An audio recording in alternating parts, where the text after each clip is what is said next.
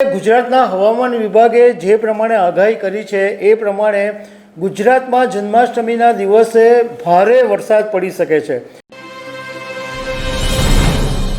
નમસ્કાર દર્શક મિત્રો, આપણે દર વખતે એવું જોઈએ છે કે જન્માષ્ટમીનો તહેવાર હોય એ દિવસે અવશ્ય વરસાદ તો પડે જ ને પડે જ, પણ આ વખતે ગુજરાતના હવામાન વિભાગે જે પ્રમાણે આગાહી કરી છે એ પ્રમાણે ગુજરાતમાં જન્માષ્ટમીના દિવસે ભારે વરસાદ પડી શકે છે। એટલે જે દર વખતે વરસાદ પડે એના કરતાં પણ વધારે વરસાદ આ વખતે જન્માષ્ટમીના દિવસે પડી શકે છે। હવામાન વિભાગનું કહેવું એમ છે કે 3 સિસ્ટમ સક્રિય થઈ છે, એટલે આગામી 5 દિવસ સુધી ગુજરાતના જુદા જુદા વિસ્તારોની અંદર વરસાદ પડવાનો છે। તો એના વિશે હું તમારી સાથે વાત કરીશ। મારું નામ રાજેશ શાહ છે અને તમે જોઈ રહ્યા છો ખબર છે.com। દર્શક મિત્રો, ગુજરાતના હવામાન વિભાગે કીધું છે કે ગુજરાત પર 3 સિસ્ટમ સક્રિય થયેલી છે। એક સિસ્ટમ છે કે ઓફશોર ટ્રફ, જે મહારાષ્ટ્રથી ઉત્તર કેરળ તરફ હતું તે હવે આગળ વધીને દક્ષિણ ગુજરાત તરફ સક્રિય થયું છે।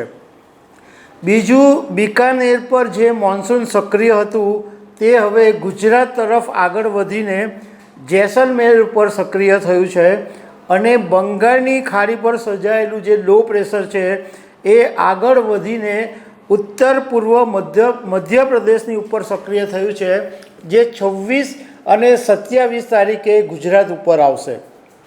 હવે હવામાન વિભાગે જે 5 દિવસ વરસાદની આગાહી કરી છે એમાં આજની વાત કરું તો 25 ઓગસ્ટને રવિવારના દિવસે એમાં રેડ એલર્ટ જે વિસ્તારોમાં છે એમાં અમરેલી, ભાવનગર, ભરૂચ અને સુરત, આ 4 વિસ્તારો છે જેમાં રેડ એલર્ટ એટલે અત્યંત ભારે વરસાદ પડી શકે છે।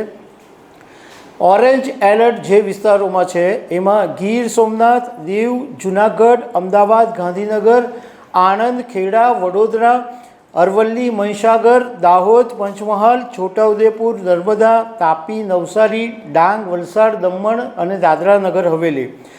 ઓરેન્જ એલર્ટ એટલે ભારેથી અતિ ભારે વરસાદ અને યલો એલર્ટ એટલે ભારે વરસાદ, એમાં દ્વારકા, પોરબંદર, જામનગર, કચ્છ, પાટણ, બનાસકાંઠા, મહેસાણા અને સાબરકાંઠા। હવે 26 ઓગસ્ટની વાત કરીએ, જે દિવસે જન્માષ્ટમી છે એમાં રેડ એલર્ટ જે વિસ્તારોમાં છે એમાં અમરેલી, ભાવનગર, ભરૂચ અને વડોદરા, એટલે આ 4 વિસ્તારોની અંદર જન્માષ્ટમીના દિવસે અત્યંત ભારે વરસાદ પડી શકે છે।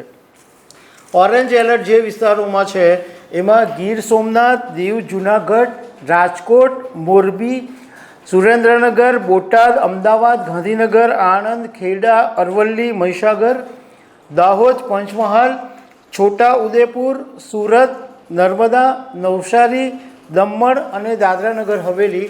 અને યલો એલર્ટ જે છે જન્માષ્ટમીના દિવસે એમાં દ્વારકા, પોરબંદર, જામનગર, કચ્છ, પાટણ, બનાસકાંઠા, સાબરકાંઠા, તાપી અને ડાંગ।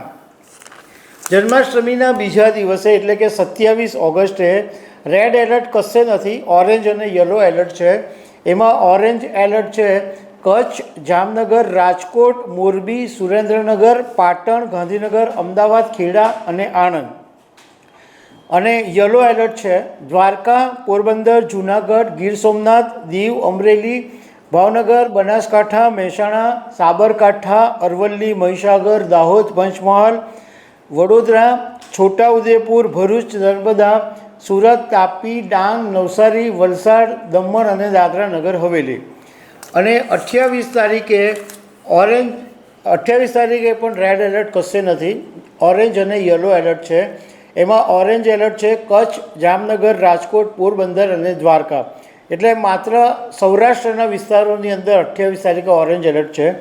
અને યલો એલર્ટ છે એમાં જુનાગઢ, ગીર સોમનાથ, દીવ, અમરેલી, ભાવનગર, મોરબી, સુરેન્દ્રનગર, અમદાવાદ, ભરૂચ, સુરત, તાપી, ડાંગ, દમણ અને દાદરા નગર હવેલી। અને 29 તારીખે માત્ર યલો એલર્ટ છે, નથી રેડ એલર્ટ, નથી ઓરેન્જ એલર્ટ। યલો એલર્ટમાં કચ્છ, દ્વારકા, જામનગર, પોરબંદર, જુનાગઢ, ગીર સોમનાથ, દીવ, રાજકોટ અને સુરેન્દ્રનગર। એટલે જે પ્રમાણે હવામાન વિભાગે આગાહી કરી છે એ પ્રમાણે જન્માષ્ટમીના દિવસે એટલે ભગવાન કૃષ્ણના જન્મના દિવસે જ્યારે આખો દેશ કૃષ્ણમય બની જાય છે એ દિવસે ભારે વરસાદ પડવાનો છે. તો દર્શક મિત્રો, આવી અનેક વાતો સાથે અમે તમને મળતા રહીશું. Thank you very much.